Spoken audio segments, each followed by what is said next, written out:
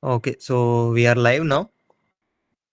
I'll begin today's session, and today's session is focused on week 9 contents. Okay, so till week 8, or in week 8, we have seen what do we mean by integration, and we have introduced you to definite integral, and then from then on, we talked about indefinite integral or antiderivative, and we also looked at different methods of integration, right? So, one is like substitution method, another one is like by parts, right? So once we study about this integration in week 9, we will see different applications of this integration. Okay, and before we start discussing about week 9, I would like to tell you a few things.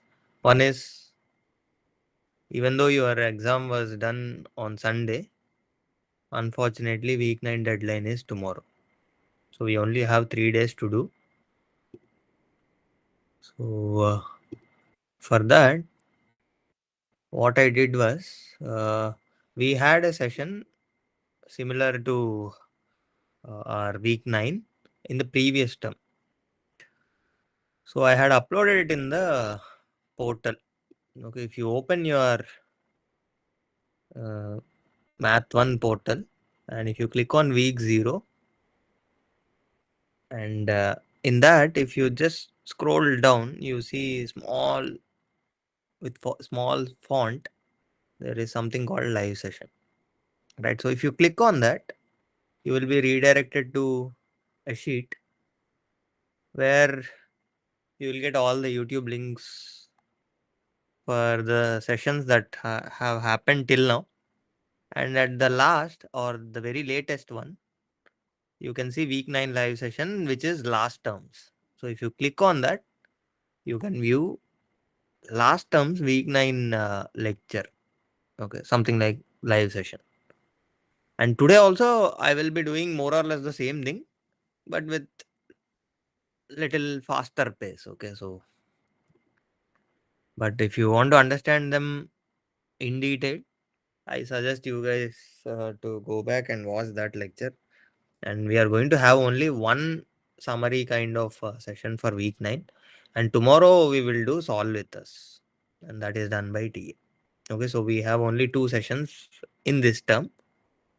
As a substitution for the third session, I pulled in the last term's live session to this term. Okay, so that is one thing. And yeah, other thing is, we have tried from our side. There is no possibility for extension of deadline for week 9. So whatever you do within these 2 3 days, please submit your graded assignment before 11:59 p.m. tomorrow. All right. Okay, sir. Okay. Okay, sir. Yeah. So having said all these things, let me share my screen and we'll start our discussion on week 9. Hope all of you have started looking into week 9. Right. If not, this is the time you should definitely start.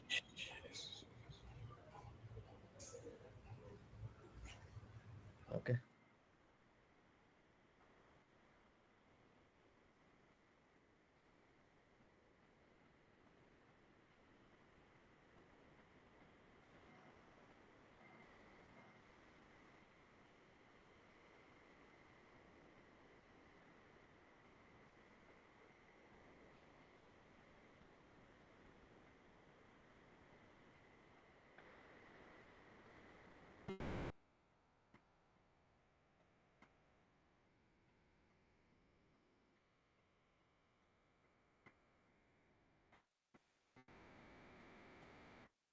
All right. So as I said, week 9, we look at different applications of integration. And one of the first application that we are going to see today is when we were asked to compute area between two graphs, right? So area between two functions, say f of x and g of x, between some interval a to b. And we know area under any curve involves integration. So area between two curves should definitely involve integration. Right. So what is the best way to do this? If you want area between these two curves, we know area under the curves, how we compute area under the curves. Right. So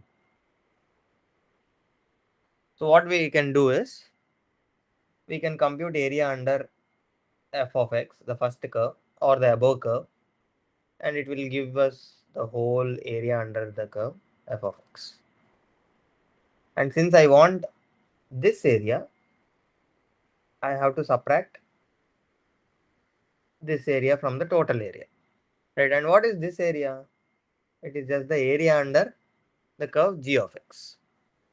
So if I can compute the area under the curve f of x and the area under the curve g of x, and if I subtract them, I will get the area between the curves f of x and g of x. And that is what we did here.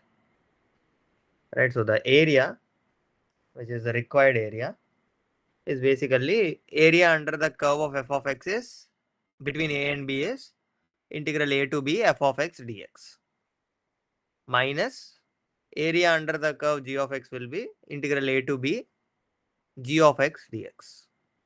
Right. So integral a to b f of x dx minus integral a to b g of x dx, you can compactly write like this. So the integral a to b is common, and you can consider a new function which is f of x minus g of x. So these properties we have seen, right? So using that property, you can write our area like this. But again, how does this came? It didn't come just like a magic. This has come from the idea of Riemann sum. Right. So always, if you are computing areas, you should definitely involve Riemann, because we cannot compute areas of different shapes. All we know is area of rectangle. We'll use the idea of area of rectangle to compute any shaped area, and the base is Riemann sum. Okay, so I think this proofs and all, I'm not getting into it, but you should understand that area between two curves is basically the above function minus the below functions, and you integrate it from by putting the limits as a and b. Okay, what if these two curves cross? Right, so if both curves didn't cross, then it's very easy to compute. What if f of x and g of x intersect at some point in between the interval a to b? Right, so in that case, this is also not very tricky. What we can do is, since we were asked to compute this area, we can compute this area and we can compute this area and add these two. Right, we can do that. And when if I want to compute this area is basically the area between the curves f of x and g of x, right, in the interval a to c. C is the point of intersection. Okay, so we can compute this. This is just like the case just before we saw, right? We just saw before. F of x is above, g of x is below, and I want area between this curve. All I have to do is integral a to c f of x minus g of x dx. The first part will give us this area. For the second case, my g of x is above and f of x is below. Now integral c to b g of x will have more value. And this is like integral g of x from c to b gives me this area minus I should subtract this area, which is area under f of x. So it will become integral c to b g of x minus f of x dx. And I can also write this using modulus sign. So integral a to b modulus f of x minus g of x dx. So whenever you see modulus, don't get confused. Okay, it just says that whichever is bigger, you subtract it from the small, or whichever is the smaller, you subtract it from the bigger. That is what modulus sign says. So if f of x is greater than g of x, then modulus f of x minus g of x will simply become f of x minus g of x because it is positive. If g of x is bigger than f of x, then this modulus will this modulus will make it as g of x minus f of x. Okay, so that is what it means. So, sir, because area cannot be negative, that's why. Yes, area will not be Okay. negative. That's correct. Now that we understood this area, uh, we understood this idea of computing the area in parts. That is okay. But how do we know that there is some intersection point in between, right? If at all there is an intersection point, see, how do we find that? So for finding that, if you observe it carefully, at this point, my function value, f of x value and the g of x value both are same, correct? So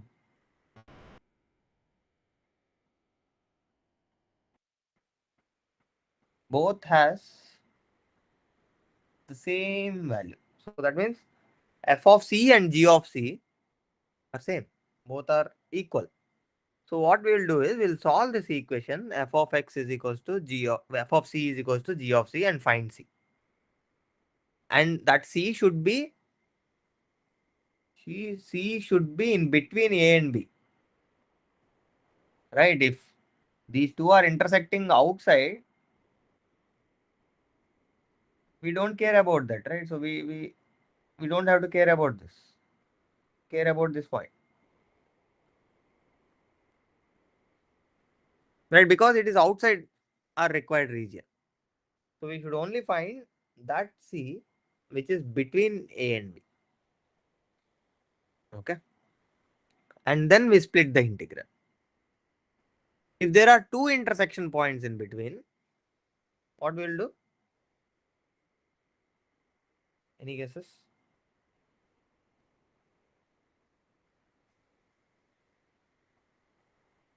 Anyone?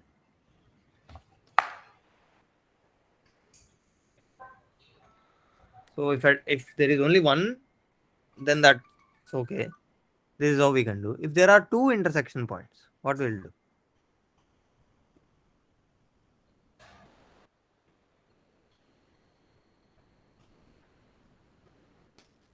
Hello, sir.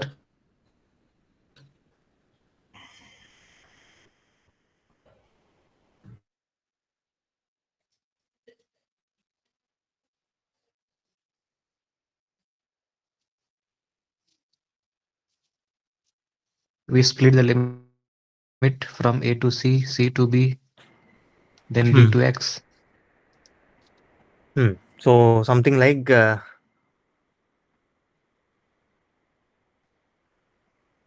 this, right? So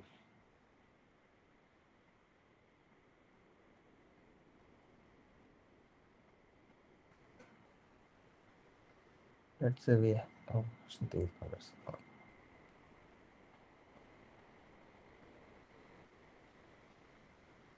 Let's say this is f of x. This is f of x. And then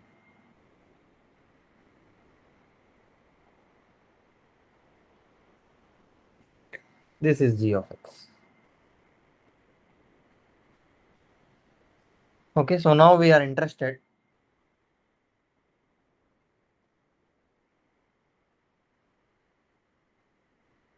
from this point A to, let's say,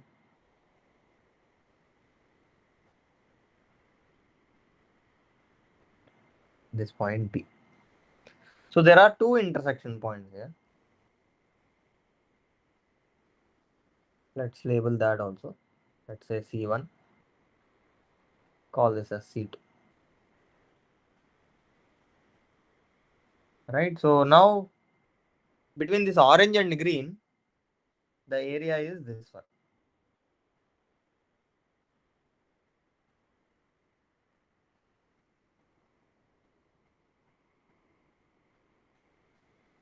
Correct? So previously we had two regions. You see there are two regions. Here now it forms three regions. Now how will I compute the area? Very simple. So from A to C1, my f of x is above and g of x is below. So I have to integrate from A to C1 and the integrand will be f of x minus g of x dx. Between C1 to C2, so this will cover this area. Right. Similarly, between C1 to C2, my G of green x. curve is above. So it will become g of x minus f of x dx. And finally, for the last area, I have to integrate from C2 to B. Which one? Which one will come first? In this. Again fx. F of Correct. x minus g of x. Again Correct. fx will come first. Fx minus gx dx. So no matter how many intersection points are in between A to B, we can clearly what do you say, split the integral into the required number of parts and integrate each of them and compute the each and every individual area separately and add them. Okay, so we'll do one or two examples. Okay, so let's do question 2 for understanding it, and then we'll do some 4 or 5. Between 4 and 5, we'll choose one. Okay, so let's do question 2 first. Okay, so find the area of the region specified below. And first of all, we should know how to plot these kind of regions. Right, so where some inequalities, more than one inequality comes into the picture, and how should I plot them? How should I find the region? So what you can do is, you can explicitly write them and see. So here it is compactly written, right? So x square less than or equals to y less than or equals to x. So what you can write is, you can split this compactly written inequality into smaller inequalities. Smaller inequalities should contain only one inequality. So something like this. So I can write this as, first one is x square is less than or equals to y. And the second one is y less than or equals to x. Okay, so this is what this second region correspond to.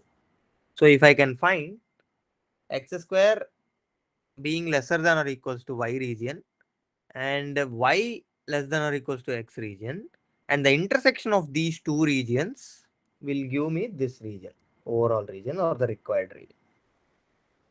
All right, so again, let's try to plot it.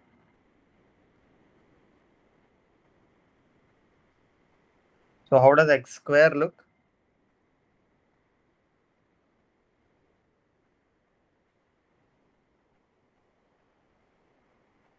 Like this.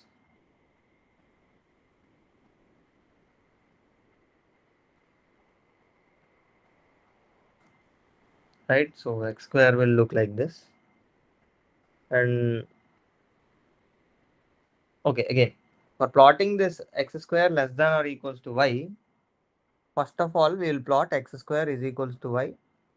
And then after plotting it, that particular line or the curve will uh,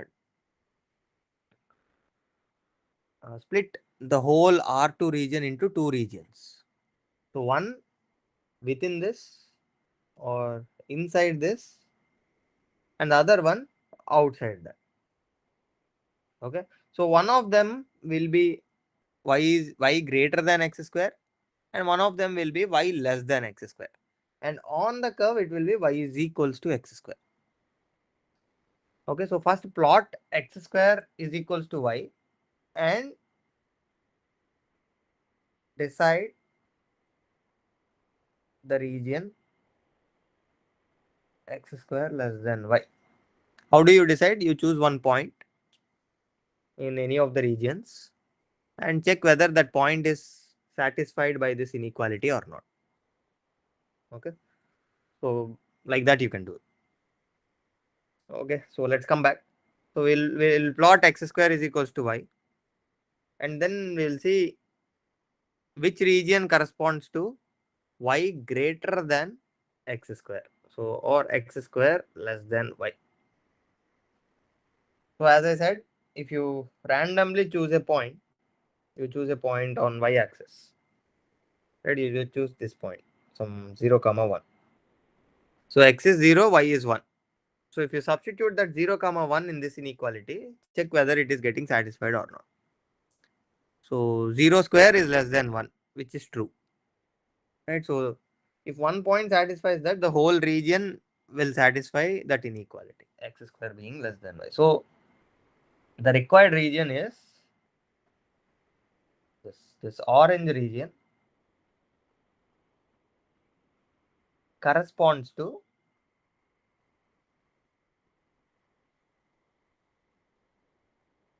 x square less than y.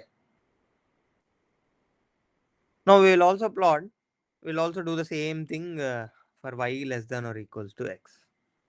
Okay, so for y less than or equals to x also, we will plot y is equals to x and decide the region, right? So and decide y less than x region. Okay, so y is equals to x. If I plot it,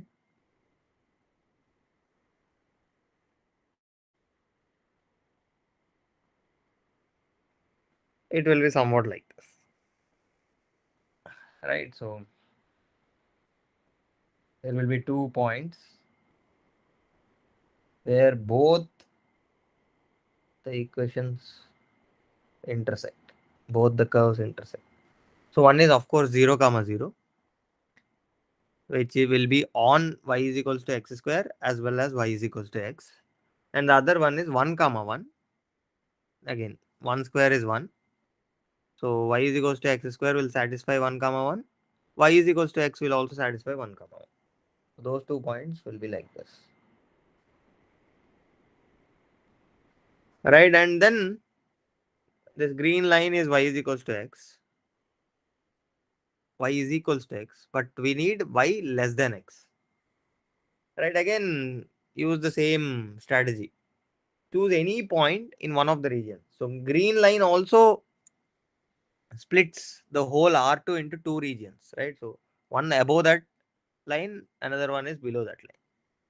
And if you choose any point randomly, if you choose this point, any point on x-axis to the right, this point, so x will be positive and y will be 0.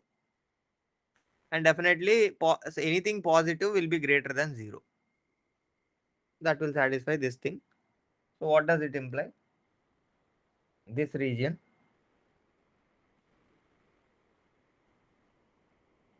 below the green line is the required region, is the region for y less than x. So this is y less than x. Now orange and pink are intersecting. So the common region is this.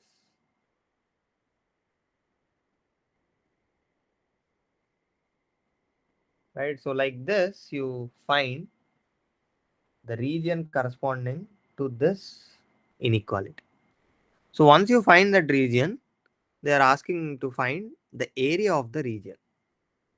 Right? So in order to find the area of the region, you can clearly see here the green line is above and the red line is below. So this green line corresponds to y is equals to x, or in other words, you can write it as f of x is equals to x.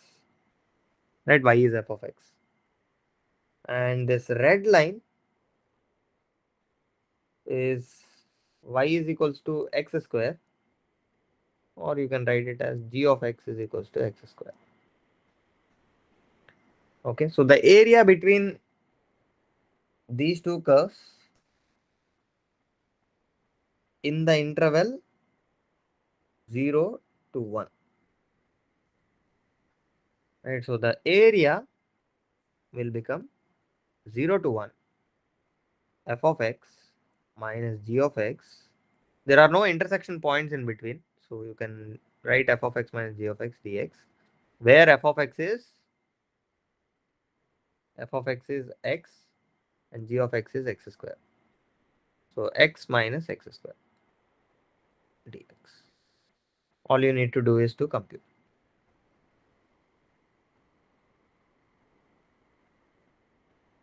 Right, so this will be x integral of x is x square by 2, and integral of x square is x cube by 3, and the limits are 1 and 0. If I substitute 1, it will become 1 by 2 minus 1 by 3, minus, if I substitute 0, I'll get 0. This will be, if you simplify, you'll get 1 by 6 as the answer. So this is the area corresponding to this region, or this region. Okay. So yeah, so that is how you should solve problems related to this area between the curves. Let's solve fifth problem also. I will not solve the complete, I will not give you the complete solution. We will just plot the region and write the integrals with the limits. Okay. So if I write it again, if I write it here, so the region is x greater than or equals to 0 and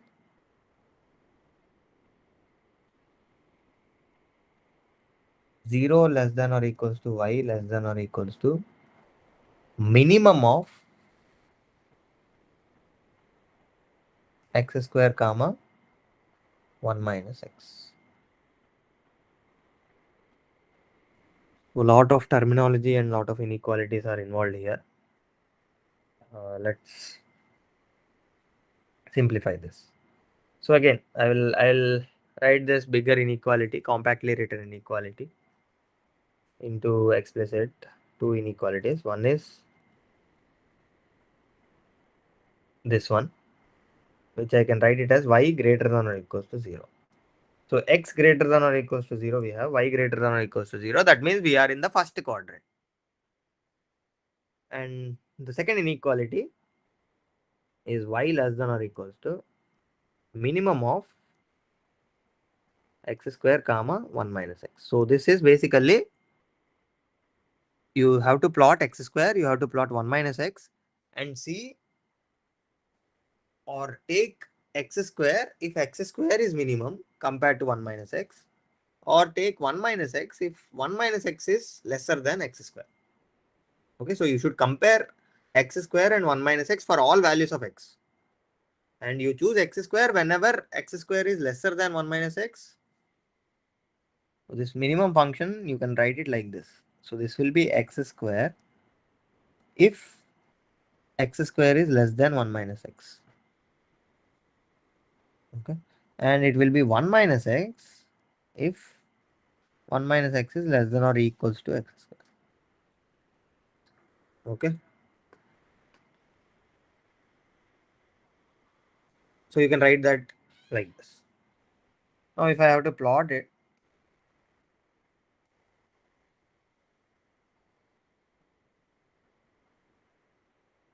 anybody wants to try?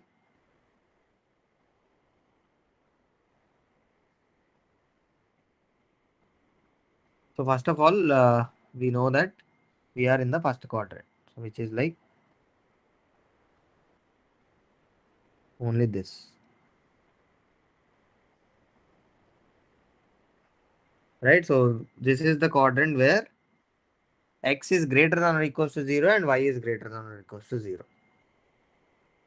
We have this. Now we have to plot this minimum of x square comma 1 minus x. So how do we plot that? For that we will plot x square and 1 minus x, both the curves in the first quadrant. So if you plot that, x square will be like this.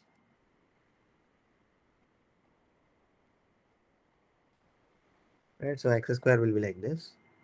1 minus x will be like this. When x is 0, 1 minus x will be 1. So it will start from here. It will start from 1. And when x is 1, it will become 0. It's a straight line like this.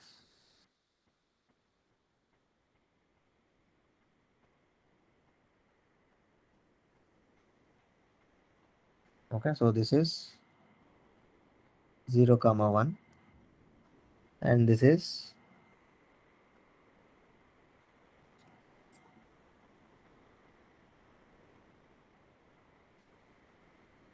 it will be like this. Okay, so this is 0 comma 1 and this is 1 comma 0. Okay, so this is 1 minus x and this is x square.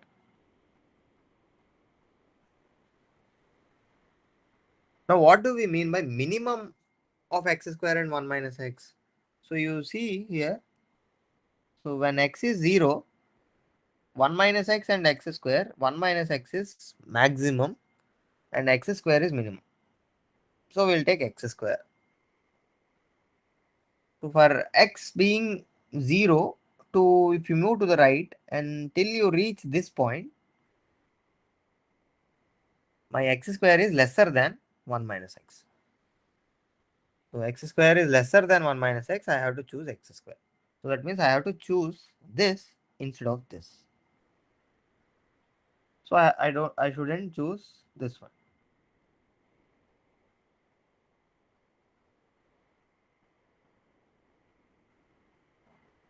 Right? So from this point, 1 minus x will be lesser and x square will be more. So I have to choose 1 minus x over x square. So that means I should not choose this.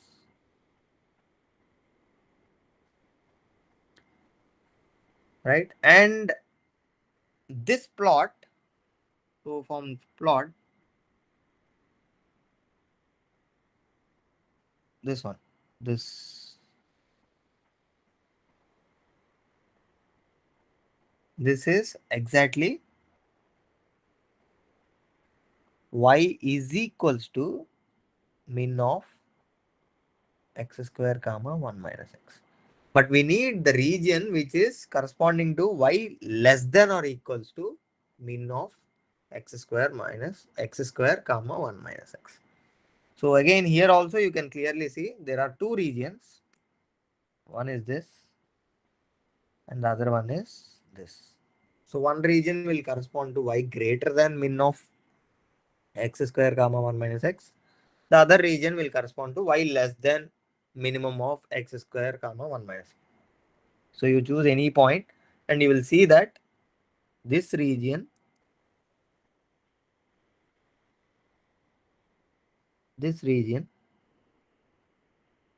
will correspond to y less than or equals to min of x square comma 1 minus x. Okay, and we are not going below x-axis because we also have more conditions. Our x is greater than or equals to 0, y is greater than or equals to 0. So we are restricted to first quadrant, and within the first quadrant, the region that corresponds to y less than min of x square comma 1 minus x is this. Now how do I find this region? right? So for that, you need to find the intersection point. Call it C, and this is 0. For finding intersection point, you need to equate these two functions, x square and 1 minus x. Solve for this. It's a quadratic equation. It will give you two roots. One root will be outside this interval 0 to 1, and one root will be inside 0 to 1. So choose that value as your C. Then once you get C, you split this whole area into two areas and compute the integral from 0 to C. 0 to C, and between 0 to C, you have to integrate the function x square, because this is the curve that represents x square. And from C to 1, it behaves like 1 minus x. Okay, so there is a lot of sequence of steps involved in computing this area. But if you see the question, it will be just given like this. Okay, so find the area of the region corresponding to x greater than or equals to 0 and 0 less than or equals to y less than or equals to min of x square comma 1 minus x. Okay, so even though the question looks very small, it involves a series of steps, and you should not go wrong in any of the steps, right? So you should be accurate in all the steps. Only then you will reach to the correct answer. Okay, so any doubts from anyone? Is this okay?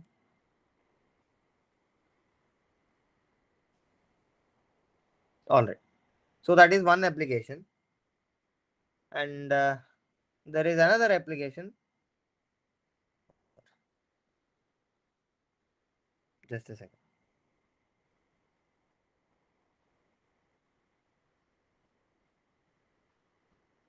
What happened?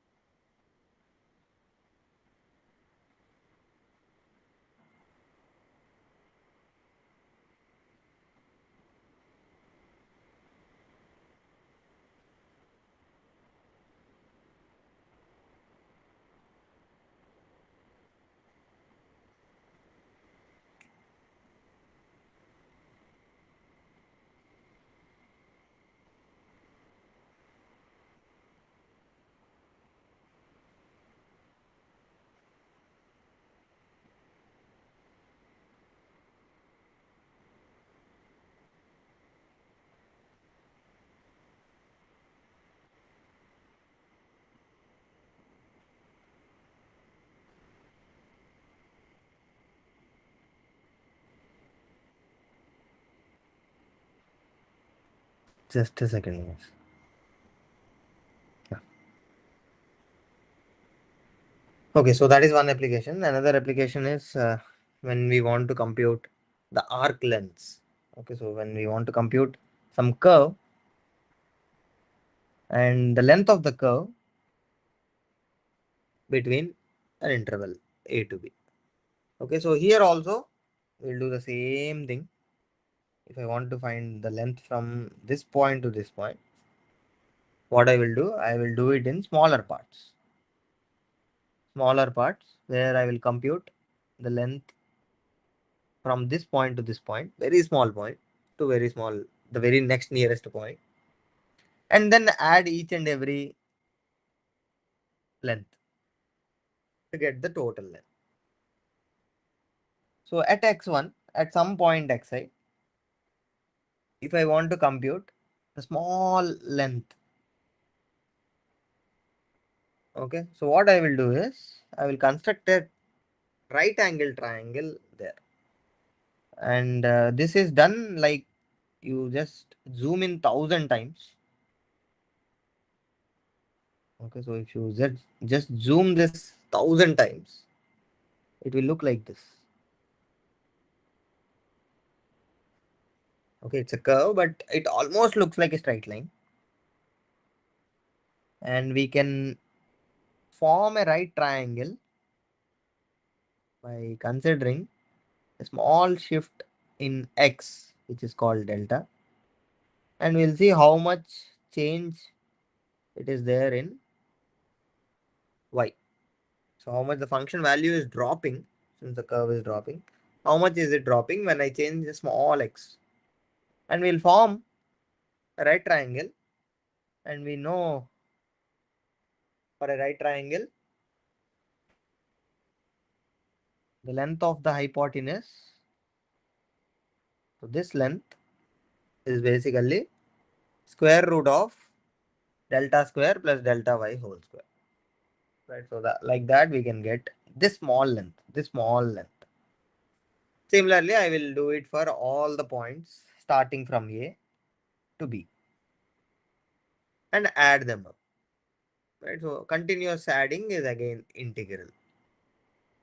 Right, so we'll use the same idea of Riemann sum. We'll split the whole bigger length into smaller sublengths and then compute the smaller length using this by forming a right triangle and using the Pythagoras theorem, we can easily find the hypotenuse length. And once we find the hypotenuse lengths, smaller hypotenuse lengths, we will add all those lengths and that will become the arc length. Okay, so you can again do this computation and finally we will arrive to this nice expression. So the arc length between point A to point B is basically you integrate from A to B and the integrand will be square root of 1 plus the derivative of f of x whole square dx. Okay, so yeah, I can also prove it, but I don't think there is necessity to prove it as long as you are okay to take this. But if you want proof and all, maybe watch the previous terms live session or in the lecture also professor has proved this. Okay, but we'll take this, the arc length computation from a point A to point B is basically integral A to B square root 1 plus the derivative of the function whole square. Okay, so we can find the arc length also, and this is basically using the formula, that's it. So you take anything, you take this from 0 to 5 square root of 1 plus f's derivative whole square dx. This will be 0 to 5 square root 1 plus the derivative of the function f of x is 2x. So 2x whole square dx. So 0 to 5 square root 1 plus 4x square. So if we know the techniques to do this, I think you can use by parts and then solve this integral. Okay, that's it. It is just like it involves a lot of numerical computation. That's it. So if you know the formula, just substitute the formula and compute the integral. But this is also one application of integration. So integrals are involved here when we compute the arc lengths. Okay, and the third one is basically whenever we find this perimeter of a circle or the area of a circle, right? So at these points, we have some nice integration values or some standard formulas we end up reaching to. Okay, so one of them being this. So we all know perimeter of a circle is 2 pi r, right? So perimeter of a circle with radius r is 2 pi r, right? So then we also know the equation for the semicircle, which is y is equals to square root r square minus x square. You cannot take the complete circle because complete circle is not a function. Alright. So if we consider just the semicircle, then that semicircle can be a function. And I can represent it like f of x as square root r square minus x square, and x goes from minus r to plus r. So that is how I can define my function. And this function's curve represents a semicircle. Now, in order to find the perimeter of a circle, perimeter of this semicircle is basically arc length from this point to this point. And we know, using that formula that we know, if you substitute them, right? So derivative of f prime, where f of x is this, and then square it, right? And then square it and simplify it, you will end up reaching here. And then we'll do some substitution. And finally, we get pi r.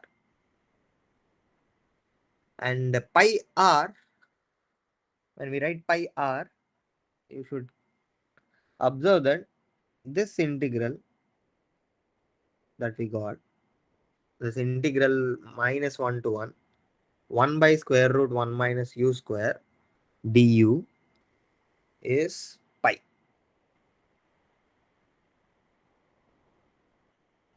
Okay, so this also can be proven, but it is not so necessary to prove, but you can understand this quite nicely. Okay, so this will become pi. And, yeah, since again that is the inside integrand is a even function. Okay, so we'll look at in the second expression. Here you can clearly see, since this is an even function, we have seen these properties also. 0 to 1 by square root 1 minus u square du will become pi by 2. Right, so 2 times of this I can write, which will become pi. And the 2, I will, if I take it to the right side, that will become pi by 2. Okay. So that is one integral, some standard integral, which we should know. And again, while computing area, we will consider the quarter unit, and we will compute the area under this curve from 0 to 1. And the f of x is, we know, which is square root r square minus x square. If we consider only the unit circle, now r will also get eliminated. So unit circle radius will be 1. So we'll have something like area will be simply 0 to 1 square root 1 minus x square, which is the function dx. And we do a substitution, and then we'll do some simplifications, modifications, and ultimately we arrive to this integral. And this integral, just now I said, that is equals to pi by 2 minus the same area. And you take it to that side, and it will become 2a is equals to pi by 2. A will be equals to pi by 4. So this a is basically area of the quarter circle, right? So 4 times area, 4 times this a will become the area of the unit circle whole. So 4 times a will become pi. So pi is the area of an unit circle. And if we compute, if we take r as the radius, then the area of the radius will become pi r square. So these things are pretty elementary, but we use integrals in between to compute this. Okay, so there are some problems also, you can solve it. And I think for this, you can clearly see we have x and e power minus x. You will use by parts. Right, and e power minus x, you can clearly see e power minus x, the integral will be e power minus x divided by a. A is minus 1 here, so it is like that, and then the limits are infinity and 0. If you substitute the limits, you will get 1. Right, so e power minus infinity will be 0, e power minus 0 will be 1. 1 divided by minus 1, and there will be minus outside. It will become simply 1. And this also you can use by parts. This also you can use by parts. Substitution. So you can use substitution for this. Right, and the substitution is you take y is equals to x square or minus x square, it doesn't matter. Okay, so that we can do. This also we can do. Right, so integral 1 by x power 2 by 3, which is an even function. You can write it as 2 times integral 0 to 1 by x power 2 by 3 dx. And we know how to integrate x power something. So this is x power minus 2 by 3. Use the formula, integrate formula, and then substitute the limits, you'll get to the solution. Okay. So then this one also we can use the substitution. Right, so you take y is equals to x plus 5 as a substitution. Then you change the limits according to y, and the integrand will turn out to be 1 by y power 5, and again it will simply be y power minus 5, and we know how to take the integration. Okay, so yeah, so these are some applications which will fall under this area under the curve and arc length computation zone. Okay, and the third one is the volume computation. Okay, so when we compute the volumes, these integrals will appear. For example, volume of a cylinder. Here also we know the volume of the cylinder is pi r square h, where h is the height and r is the radius, right? But how did we get this pi r square h is the question, right? So again, we will use the very standard, well-known technique where we split the complete volume into smaller volume, smaller disk, something like this, delta, and we know that is like a smaller disk, and we know how to compute the area of that disk, right? And if it is delta, it is simply like small delta into pi r square will be the volume of this, right? And then we'll add all the volumes, and again it will give us the final volume, right? So this is same idea that we followed from the computing area under the curve, right? So how did we do that? We split the whole region into smaller sub regions. We computed what we require. There we require the area. We computed it and added all the smaller areas together to get the overall area. So here also we will do the same thing. We have done the same thing. For finding the whole volume, we split the whole volume into smaller volumes where it is very small. So this delta is very small, very thin. Okay, and this starts from 0 till h. So what I have to do, I have to integrate from 0 to h pi r square dh or dz. Right, so when you do that, you will ultimately get pi r square h, which will be the total volume. Okay. So again, for anything area, arc length, or volume of a cylinder, everything has one standard method. You start with the smaller things and then add all the smaller parts together to get the overall part. Okay, no matter it is arc length or area or volume, everything follows the same standard approach. Okay, and volume of the cylinder we know pi r square h. This is how it is. And the volume of the cone also we can find using this Riemann sums. Limit of Riemann sums will give us the complete volume again, here also we'll consider a small strip, and that strip will start from this point and it should add it to till this point to get the overall volume. Right, the same standard thing we do here also, but the only change is previously it was just the circle, but here for every different h, different z, third axis, this circle area will change. Previously the circle area won't change no matter what the z is. Right, so starting from 0 to h, no matter where you consider this small region, that small region is a circle, and that circle's radius is uniform from 0 to h. Whereas in cone, it will start from 0 and it will go till r.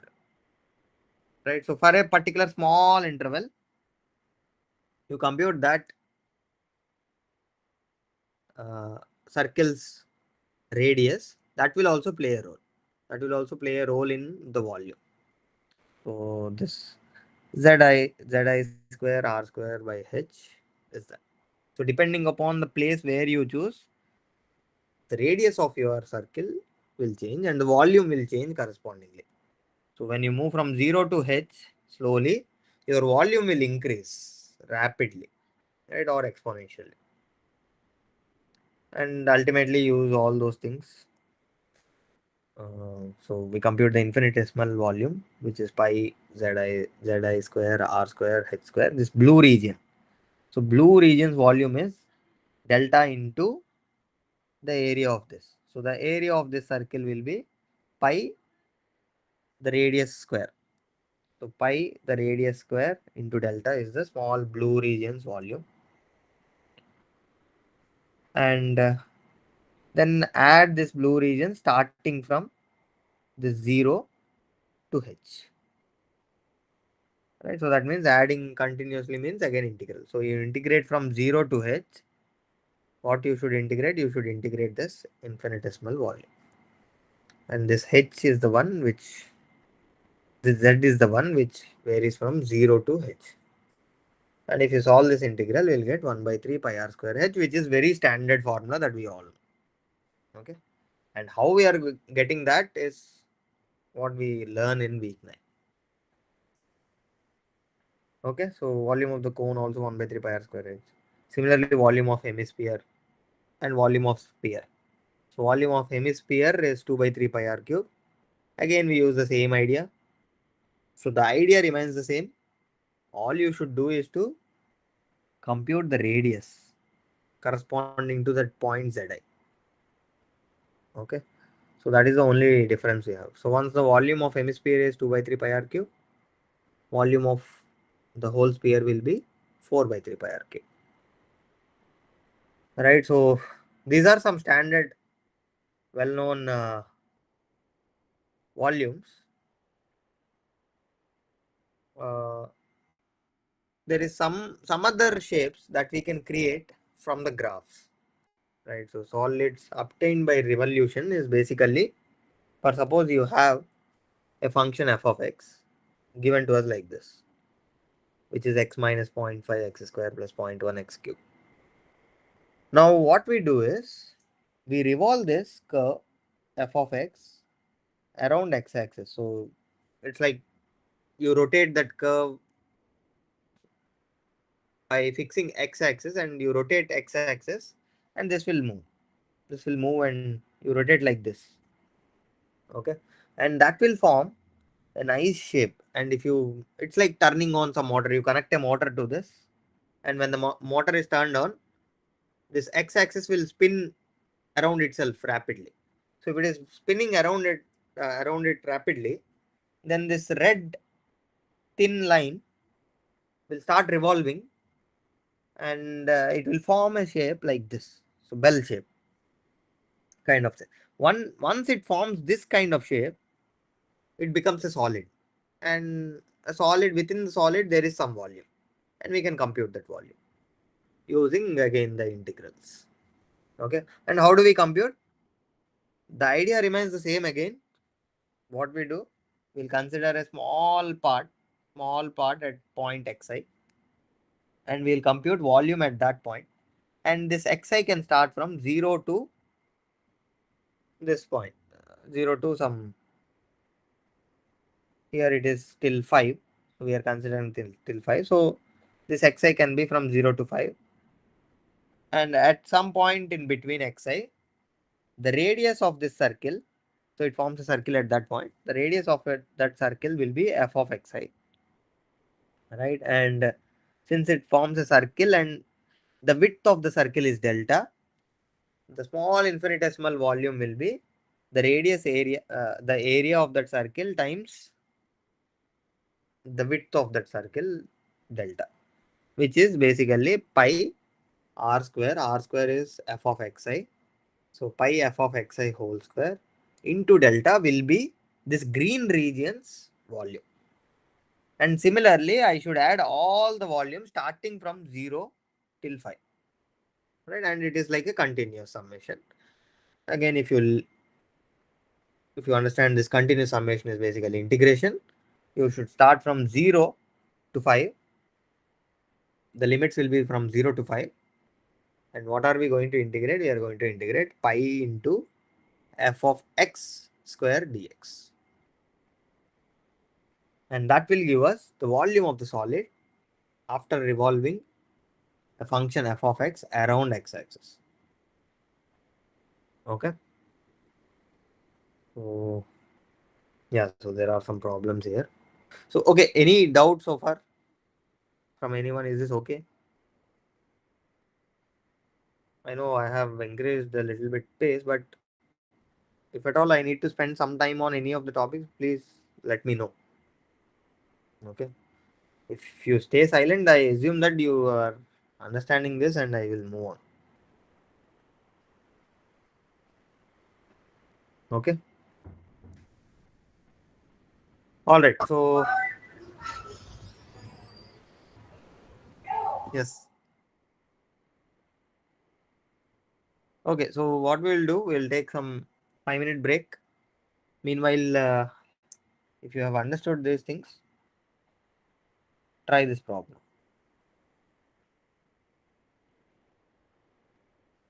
Okay. So we'll resume at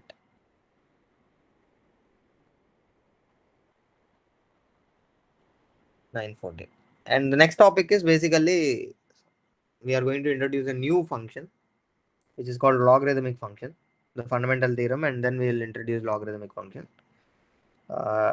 It won't take long time because we all know what are logarithmic functions, right? So we'll take a small break, and meanwhile, this within this 5 minutes, people who are interested try to solve this.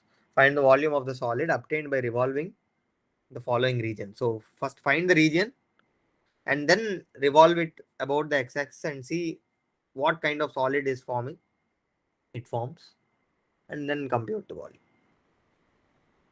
Okay.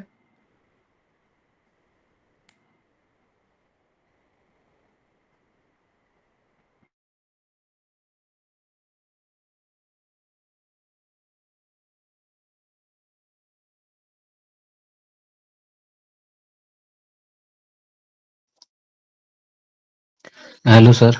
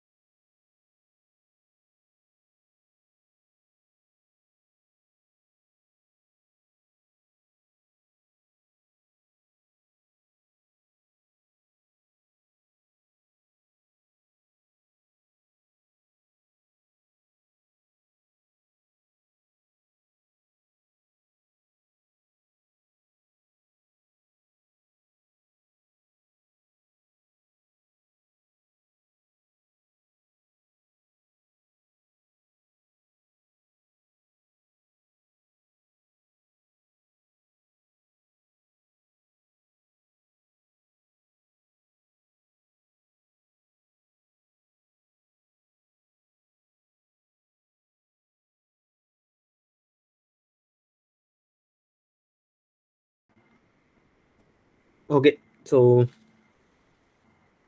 let us resume and we'll try to finish as early as possible. Okay, so as we just discussed, we will try to find the region first, right? And then revolve it around x-axis and see what kind of solid it is forming. Okay, and you don't have to see what kind of solid it is forming actually, because we know how to compute the volume of the solid directly, right? Because all we have to use is the limits from starting point to end point pi the function square dx, right? And we know the function is this, but it's good practice to plot and see. Okay, so how does the region look? So this is again y is minimum of 2x and 1 minus x, and in the interval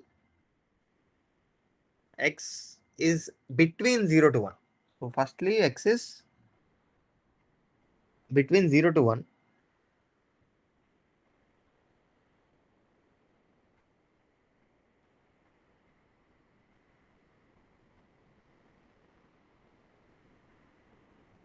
right? And also I have drawn till x-axis because I also have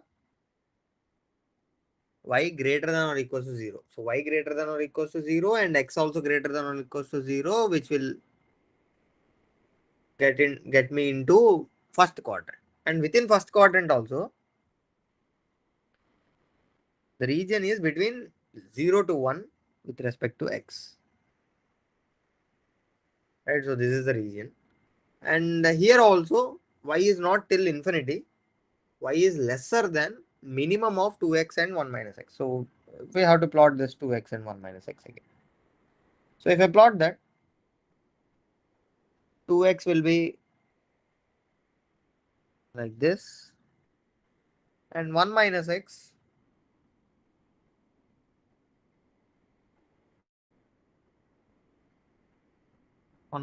will be like this.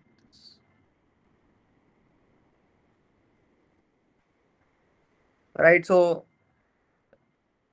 here also again there is an intersection point in between, which we call it some point C. So between 0 to C, minimum is this, right? Because 2x will be lesser than 1 minus x in this interval 0 to C. And from C to 1, this function is the minimum. So this curve will be the minimum. So the required one, and y is less than minimum of 2x comma 1 minus x. So this is not the region. The required region will be this between these three lines. Okay, where this is 1 minus x and this is 2x. And how to find C? Again, this C can be found by solving this 2x being 1 minus x, then 3x will be 1. So x will be 1 by 3. So this C point is 1 by 3. Right. So from 0 to 1 by 3, I have the function as 2x. And from 1 by 3 to 1, the function is 1 minus x. So f of x I have is 2x when x is between 0 to 1 by 3 and 1 minus x when x is between 1 by 3 to 1. If I want to find the volume obtained by revolving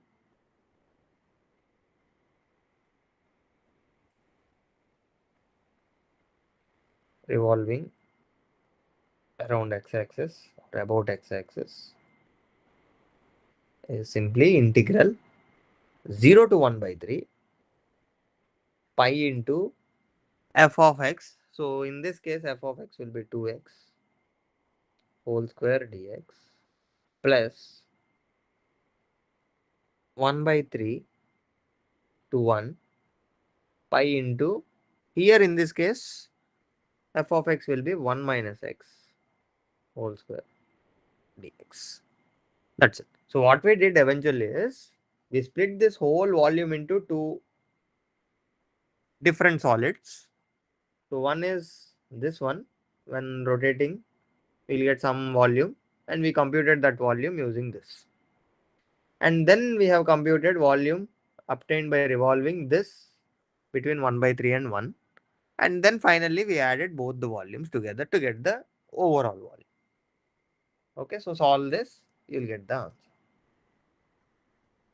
Okay, so the second one also, you can first plot the region, understand the region, and then if at all there is a need to split the region or split the volume, you split the volume and compute both the volumes separately and then add them together. Okay, so this is the third application of integration. Next, moving on, using this integrations, we define a new function called the logarithmic function. So for that we need to understand the fundamental theorem of calculus part 2. Okay, so the same fundamental theorem of calculus written in different way. Okay, so let f be an integrable function on the interval ab for some x in ab, in this ab. Let's say we have another function capital F of x is equals to integral a to x f of u du. Basically this is like area under the curve of small f is becoming a function of x. Okay, so what does this mean is you have some f of u, okay, or f of x like this, and now you have some point a and some point b. Okay, so you choose some point x between a and b, and you compute area under the curve f of x from a to x. So that is a function of x, right? So it depends on what point you have chosen, right? So if that x is very near to b, the area will change. If the x is very near to a, the area will change. So if x moves, so this point moves, the area will change according to this point. So that means that area is a function of x. So that is what this is stating. Okay, so there is a function capital F of x, let's say, which is integral a to x f of u du. Then f is continuous on AB, right? Because the area as you take x from starting from A to B, then your area also will gradually increase. It will not suddenly jump, right? So it will be continuous. And if this f is continuous at some point x naught, so again some point x naught, if this f is continuous, then the derivative of this area function, right? So f prime of x naught will be equals to f of x naught. Okay. In other words, this is like previous fundamental theorem is this integral a to b f of x dx can be written as f of b minus f of a, right? So if you remember that, so this is like you have capital F now. If I derivate capital F, I will get back my small f. In very layman terms, this is what this particular theorem says. Okay, so there is proof here, but we don't need that. Why we introduce this here? Because we are going to define a new function using this fundamental theorem of calculus, part 2.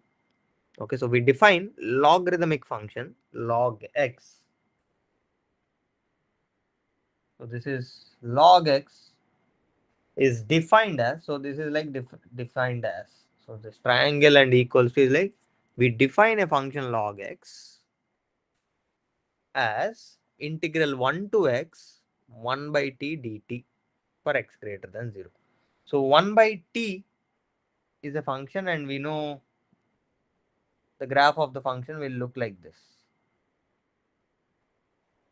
right? So as t increases, 1 by t will decrease, and as t goes to infinity, 1 by infinity will approach to 0.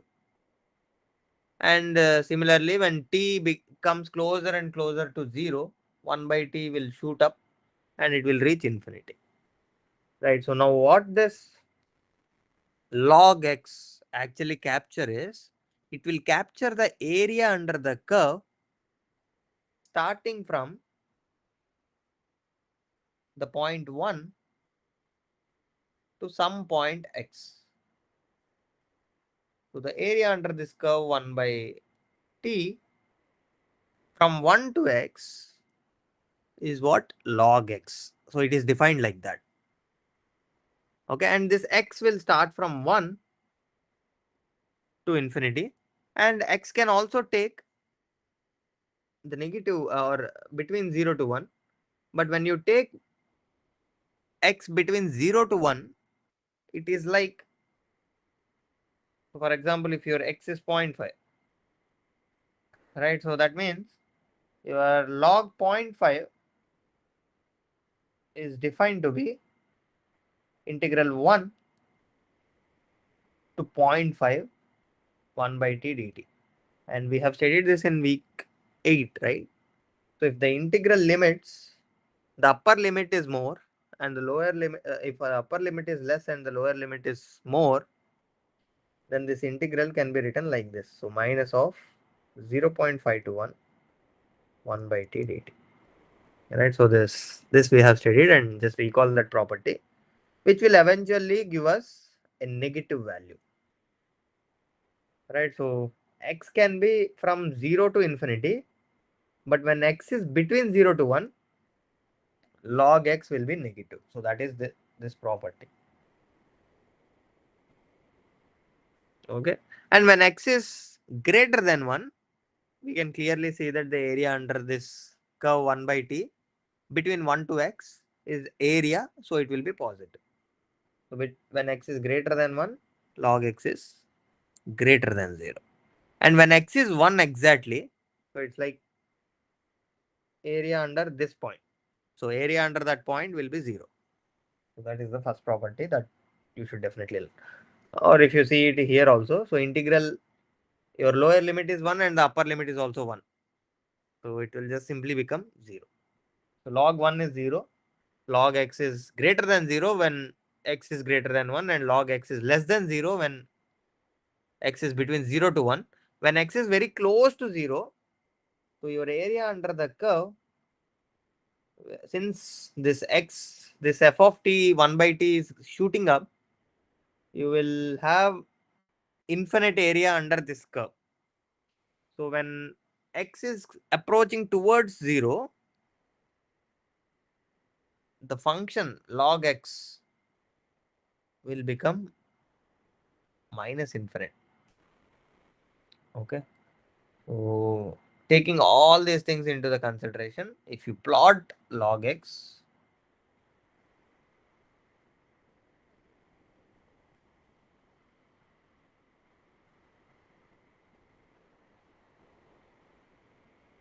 right? So the first and foremost thing is log 1 is 0. So that means it touches x-axis at exactly 1. What else we can say about this log x function? So this fifth property.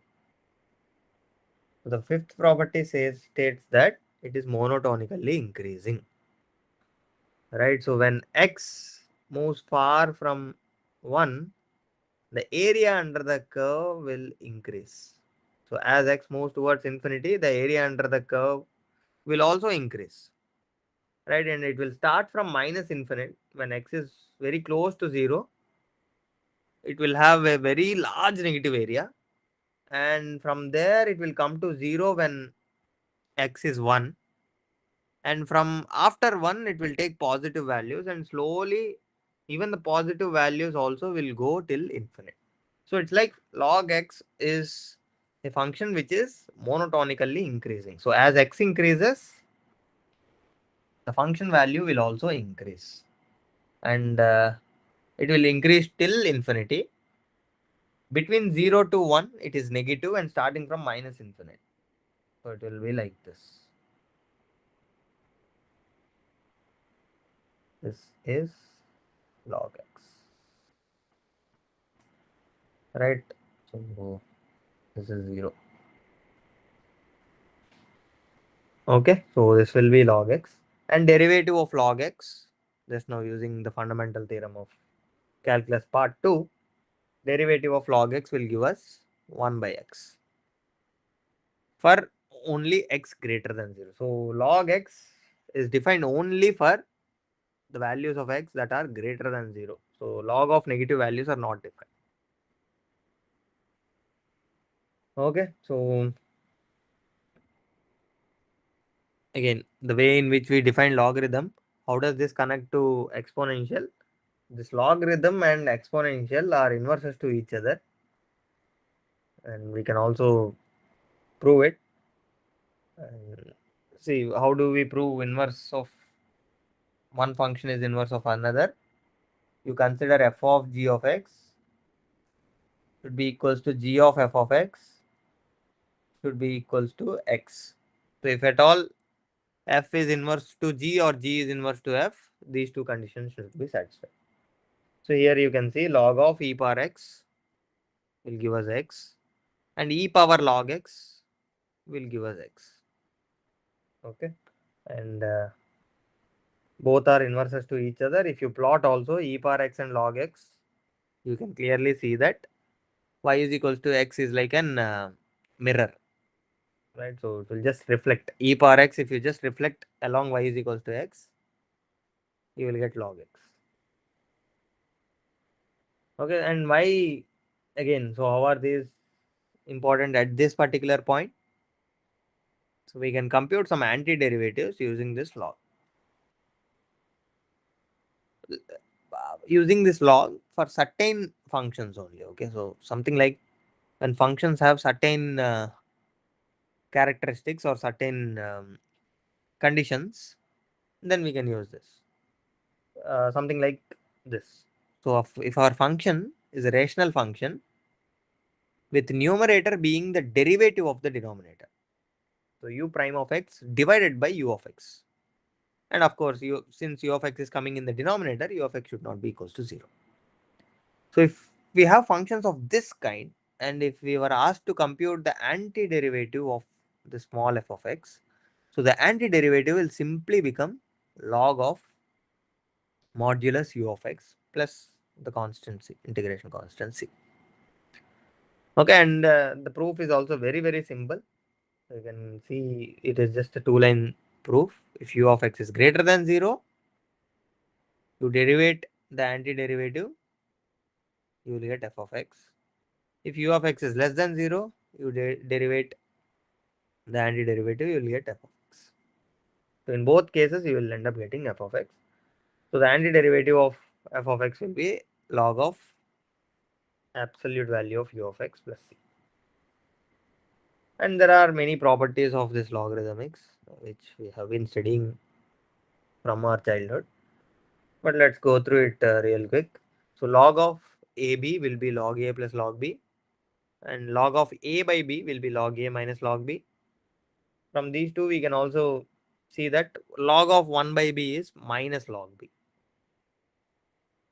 right? So proofs are given on the right hand side, and it is not very difficult also to do, right? So this is slightly important or most used property. which is log of a power b, you can write it as b into log a. This power comes outside as a multiple. So b times log a. And when a power x, if you want to compute the a power x derivative, not e power x. So a power x, you can write it as, you have a power x. Now what you do is you take e power of log base e. Right, I can do that. So e power of log base e is simply a power x. Now if I do this, then using the second property, power property, x comes out. So this will become e power x into log a base e. So that is what it is. So a power x, we can write it as e power x log a. And if I take the derivative of it, it will just simply become log a into e power x log a. Again, e power x log a is simply a power x. So it will just become a power x into log a. Okay, so now we, instead of just e power x, we came to know the derivative of a power x for any a. And if we compare polynomial with the logarithmic, uh, polynomial wins. So with respect to exponential and polynomial, exponential wins, right? So exponential dominates like anything. Whereas log x and polynomial, logarithmics grow very slow compared to any positive power of x. So even x reaches infinity faster than log x. So when you have limits like x power minus alpha into log x, since x power minus alpha it is, which will go in the denominator, so the denominator will shoot up faster compared to the numerator. If the denominator is shooting up faster, then denominator reaches infinity faster. So ultimately, something by infinity will reach up to 0. So this property is basically about the comparison of logarithmics with the power functions. Okay, so exponentials comes first, then the power functions, then the logarithmic function. Okay, and there are lots of problems. You can sit and solve them nicely, and using this, when this log comes in, it looks trickier, the expressions look larger, but if using the properties of logs and all, we can simplify this. Okay, so solve them. If you have doubts, you can raise it in the discourse or in discussion forums. Tomorrow we will do a lot of problem solving. So that is why I didn't spend a lot of time on problem solving. Okay, so tomorrow we'll do some more than 10 problems of solving related to this week 9. And yeah, that's it. So if you have solved it, if you have any doubts in that, you can ask now, or else we can end our session here. Okay, so these are the concepts that are there in week 9 majorly. So the 3 applications that we discussed above and this logarithmic function. Okay, and the way in which we define the logarithmic functions is quite different from the regular standard textbooks, right? So in regular standard textbooks, they will introduce it with e power x, inverse of e power x is log x. Whereas here we used the fundamental theorem of calculus to introduce log x. And then we also showed that it is just the inverse of exponential. Okay, so again, week 9 is, since it is applications, lot of problem solving is needed. Solve more and more problems related to all the concepts that are there in week 9. If you are unable to solve, you can definitely come back tomorrow and ask it in our live session. So tomorrow session is from 8 p.m.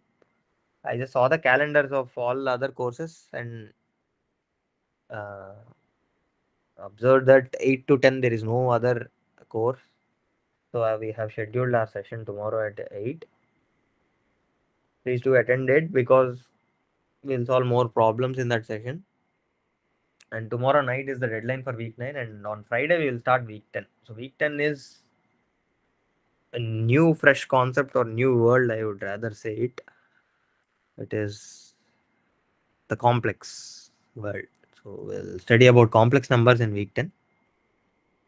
So with this particular week, we will close our calculus part.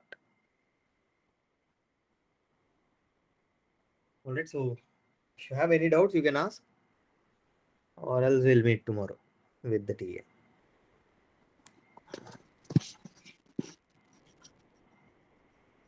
Hello, sir. Okay. Yeah. Sir, I have a doubt. Hmm. Sir, suppose that this is the function x minus x square, Mhm. right? And we want to integrate over the limits minus pi to plus pi. Minus Okay, minus pi to plus pi. 5 or pi? Pi. Okay, minus pi to plus pi. 3.14 pi. Ah, okay. So I have integrated by two methods. One Mhm. is minus pi to plus pi, and another method is I have applied minus pi to plus pi is equal to 2 with integration limits 0 to pi. Ah, so you can't do it, no? So here, if you see this is not an even function, right? Or this so whole Yes, integrand, if sir. you see, x minus x square is not an even function. So you can use only that formula when the inside integrand is even, right? So, but here it is not even, right? Yes, sir. So you cannot use it. Rather, you can use this. You can split this integral as minus pi to pi x dx minus pi to pi x square dx. So now if you see, this is an odd function. X is an odd function, right? Simple x, right? So this is Yes, an sir. odd function and this is an even function. So when we have an odd function and if you are integrating it from minus a to a, what will this become? So this will be 0. Right? So this property we have seen, right? When there is an odd function inside and you are integrating it from minus a to a. Here a is pi. So minus pi to pi, any odd function will give us 0. And this integral, you can take it as 2 times of 0 to pi x square dx. And there is some minus outside, so you put minus. Yes. Okay, so in this way, you can split the integral and then use the properties. You cannot directly write this as Okay, sir. 2 times of 0 to pi x minus x square. So you cannot do this. Okay, this is Yes, not sir. equal. Sir, one more thing. Yeah. Suppose that you have given a question, integration within limits minus pi to plus pi, Mhm. x cos nx into dx. Integration minus pi to pi x X cos cos nx dx. nx Nx dx. dx. Okay. Then I am checking that it is even or not. Then x is odd number X and is odd cos is and even x number. cos x is even. And Correct. cos even. So that is answer directly 0. Right. Correct, right? So this is an odd. This is even. overall product will be odd. Yes, sir. So it will eventually become 0. When n is not 0. Even when if n is 0, then cos 0 will be 1. So it is just simply minus pi to pi x dx, which is anyway 0.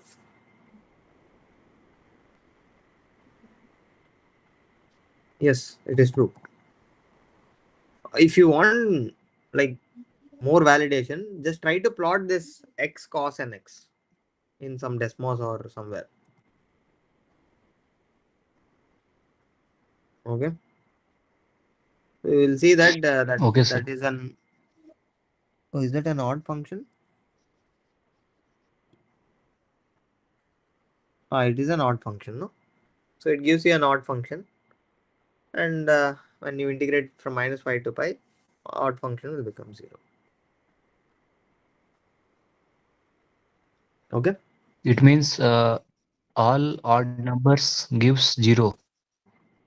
All odd functions when it is integrated from some minus a to plus a. Yes, yes. When it is integrating for same limits, Same limits, kind it of. is So 0. when you have an odd function, dx is 0.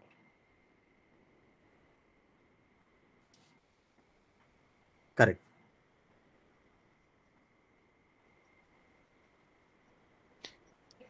Okay, sir. Okay. Yeah. All right, guys. Maybe that's all for today. We'll meet in the next session with more problem solving. Okay. So thanks all for joining and have a great day.